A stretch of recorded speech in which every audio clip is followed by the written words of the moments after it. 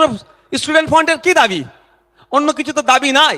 কিন্তু দুর্ভাগ্য আমাদের, এরা এতটা বড় সাহসী, কিন্তু এরা কলেজে ভোট করাতে চাইছে না।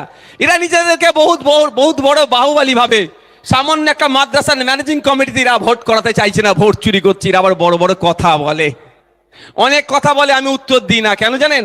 এই দেখুন আমাদের সামনে তারা দাঁড়িয়ে আছে এখানে, একদম একে একে উঠে দাঁড়াও তো। এখানকার যারা লোকালে আছো এলাকা, এরা যথেষ্ট আছে, দাঁড়াও না। দেখতে পাচ্ছেন, এরাই যথেষ্ট, ওই জন্য আমি সব উত্তর দিই না। অসুবিধা আছে নাকি?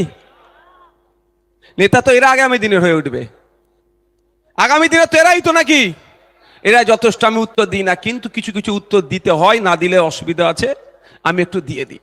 তো আমি আপনাদের বলবো, আপনাদের বিধায়ক স্টুডেন্ট ফান্ডকে সাথে নিয়ে আমরা কি কি করতে চাই একটু জানিয়ে দিতে চাই আপনাদের। স্টুডেন্ট ফান্ডকে সাথে নিয়ে আপনাদের বলে রাখি, আমরা একটা প্রস্তাব বিধানসভার মধ্যে ভাঙড়ের মায়েদের কথা ভেবে, ভাঙড়ের বোনেদের কথা ভেবে, ভাঙড়ের ছাত্রীদের কথা ভেবে 1998 সালে ভাঙড় মহাবিদ্যালয় তৈরি হয়েছে।